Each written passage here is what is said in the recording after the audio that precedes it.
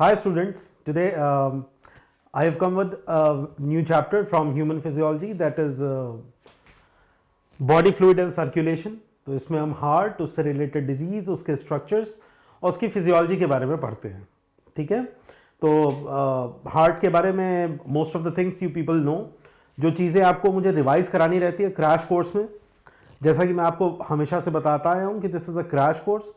NCERT based चलेंगे और NCERT में जो फिगर्स दिए हुए हैं उनके अलावा जो बड़े बड़े पैराग्राफ्स हैं उनको हम क्या करते हैं, टैब्यूलेटेड फॉर्म में ले लेते हैं. At this level of prep ladder हम लोग यहाँ पर क्या करते हैं कि वो जो बड़े टेक्स्ट मटेरियल होते हैं ना, या तो उनको हम टैब्यूलेटेड फॉर्म में या फ्लो चार्ट के फॉर्म में डिपिक्ट कर देते हैं, या फिर एक बड़ा खूबसूरत सा डायग्राम बना के जो कि स्वयं में ही सेल्फ एक्सप्लेनेटरी है, ताकि आप लोगों को रिवीजन करते समय टाइम सेव हो. ये हमारा मेन मोटिव होता है. जब भी हम क्रैश कोर्स में या किसी भी तरह से whenever we come to you with a live session, हमारा मोटिव यही होता है कि कम समय में आपके पास ज्यादा से ज्यादा नॉलेज पहुंच जाए, और वो नॉलेज जो हम पहुंचा रहे हैं वो ऐसी होनी चाहिए जिसको आप अपने दिमाग में रिटेन कर सको. तो उसी सिलसिलेवार में आपके सामने एक बार फिर से शुरू करता हूं एक टैब्यूलेटेड फॉर्म में ह्यूमन सर्कुलेटरी सिस्टम. तो चूंकि ये क्रैश कोर्स है, तो क्रैश कोर्स में आपको मेन पॉइंट्स के ऊपर मुझको बताना है. अगर आपको इलैबोरेट लेक्चर्स मेरे देखने हैं तो you can go to the Proplider app, वहां पर आप हमारे इलैबोरेट लेक्चर्स देख सकते हैं हर टॉपिक पर. ठीक है, सो फॉर टाइम बीइंग हम यहां पर आते हैं. तो ह्यूमन सर्कुलेशन में जब एनसीईआरटी शुरू होती है तो उसमें प्लाज्मा फॉर्म्ड एलिमेंट्स, जो प्लाज्मा है वो उसका नॉन फॉर्म्ड एलिमेंट्स है, यानी और जो फॉर्म्ड एलिमेंट्स हैं इसमें आपके आरबीसीज, डब्ल्यूबीसीज, प्लेटलेट्स और तमाम तरह के प्रोटीन्स आ जाते हैं. ठीक है, तो क्या कुछ चीजें देखने को मिलती हैं हमें ब्लड के अंदर. जब उसका सेंट्रीफ्यूगेशन कर देते हैं तो प्लाज्मा जो होता है वो ऊपर चला जाता है along with the plasma proteins, और बाकी जितना भी फॉर्म्ड एलिमेंट है उसका वो नीचे बैठ जाएगा. ठीक, तो देखिए यहां पर कंपोजिशन ऑफ प्लाज्मा की कंपोजिशन को हमने यहां पर एक टैब्यूलेटेड फॉर्म में आपके सामने रखा हुआ है, और साथ में डिस्क्रिप्शन और इंपॉर्टेंस भी बताते चले, so that you people without wasting much amount of time आप इन चीजों को ग्रहण कर सके, समझ सकें. ठीक, आइए पढ़ते हैं. तो सबसे पहला कंस्टिट्यूएंट तो भाई water, main constituent 90% of the plasma volume ये वाटर है, याद रखिएगा. ये of the plasma volume, dissolving and suspending medium for solutes of the blood, it absorbs heat as well. ये इंपॉर्टेंट होगा आपके लिए. वाटर का काम क्या है, बेसिकली हमारे अंदर जो वाटर है प्लाज्मा के अंदर 90% वाटर बता रहे हैं. What is it do? Homeostasis, temperature की होम्योस्टैसिस में भी ये वाटर का बहुत बड़ा रोल है. Other than it acts as a solvent, as a dissoluent for many of the polar solvents. इसके बाद वाटर के बाद हम 10% की बात करते हैं, उसमें सोल्यूट्स हैं. सोल्यूट्स में दिया हुआ इलेक्ट्रोलाइट्स आप यहां पर देख सकते हैं. मोस्ट अबंडेंट सोल्यूट इन नंबर, कैटायंस. कौन कौन से कैटायंस हो सकते हैं? कैटायंस यानी पॉजिटिवली चार्ज मॉइटीज हैं. सोडियम है, पोटेशियम है, कैल्शियम, मैग्नीशियम है. एनायंस कौन कौन से हो सकते हैं? Negatively charged moieties, chloride ion है, फॉस्फेट है, सल्फेट है, और बाइकार्बोनेट आयंस हैं. तो ये इतने ions of negative and positive moieties के हैं. करते क्या है ये? They help to maintain the osmotic gradient and the normal blood pH. आपको पता होगा बाइकार्बोनेट बफरिंग होना शुरू हो जाती है, प्रोटॉन ग्रेडियंट जैसे जैसे इंक्रीज करता है, ताकि मेटाबॉलिक एसिडोसिस से बचा जा सके. To counteract that metabolic acidosis due to increase amount of proton content, H+ ion के कंटेंट के बढ़ने से ब्लड में एसिडिटी बढ़ जाती है. तो बाइकार्बोनेट बफर आयन जो सिस्टम है वो यहां पर न्यूट्रलिटी लेके आ जाता है. अदरवाइज देयर में भी प्रोटीन डैमेज, टिश्यू डैमेज हो सकता है.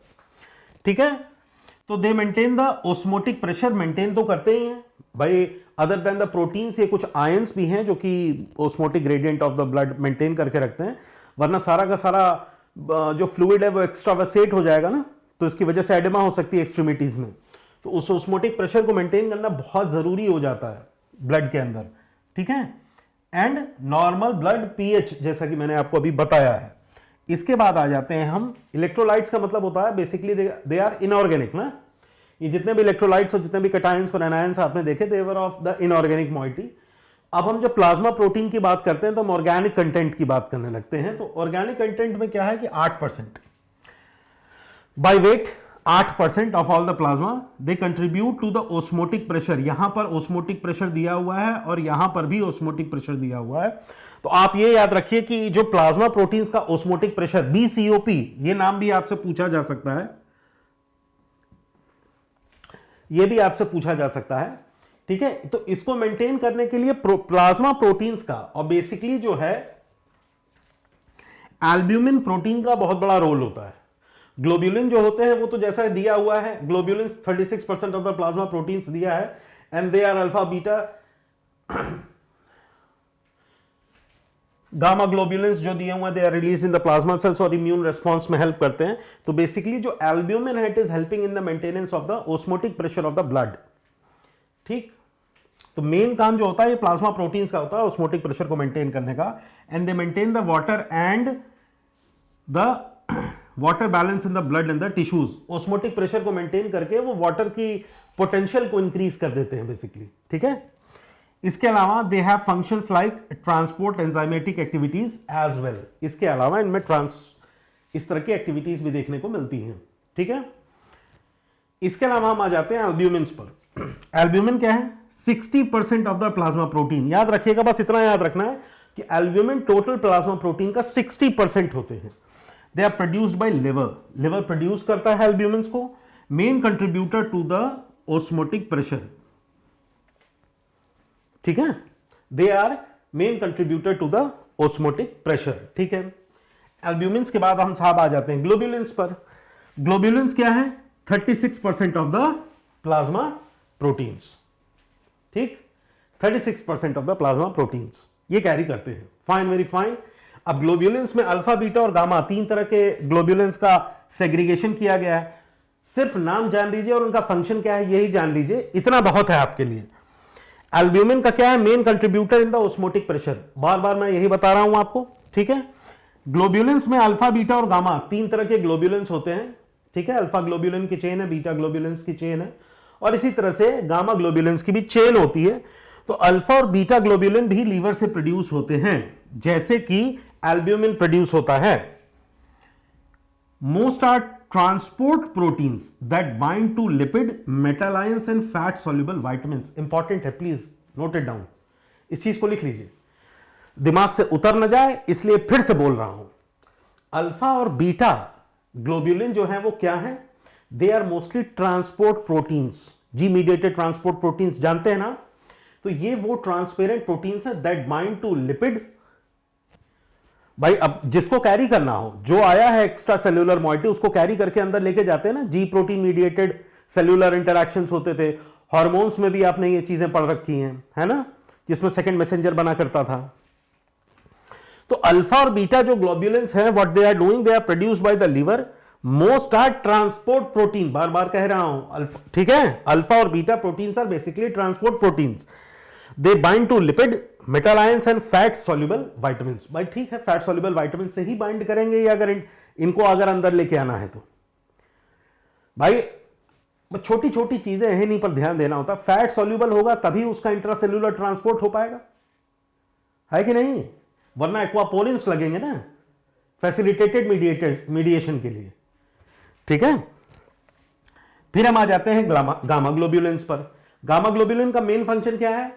Antibody released by the plasma cells during the immune response. Plasma cell याद आया? जब मैंने आपको कनेक्टिव टिश्यू पढ़ाया था तो कनेक्टिव टिश्यू में कुछ तरह की सेल्स पढ़ाई थी, उसमें प्लाज्मा सेल्स पढ़ा था। इसका कार्टवील शेप न्यूक्लियस होता है which are precursor cells to these gamma globulins, है ना, वो प्रोड्यूस करती थी एंटीबॉडीज। तो गामा ग्लोब्यूलिन का प्रोडक्शन उसी प्रोटीन फेज के लिए होता है, ठीक। तो antibodies which are release by the plasma cells during the immune response के दौरान, ठीक है, ह्यूमोरल इम्यूनिटी के दौरान। इसके अलावा यहां पे फाइब्रिनोजन नाम का एक और प्रोटीन दिया हुआ नीचे, वेरी इंपॉर्टेंट प्रोटीन है फाइब्रिनोजन। एक इनएक्टिव फॉर्म है।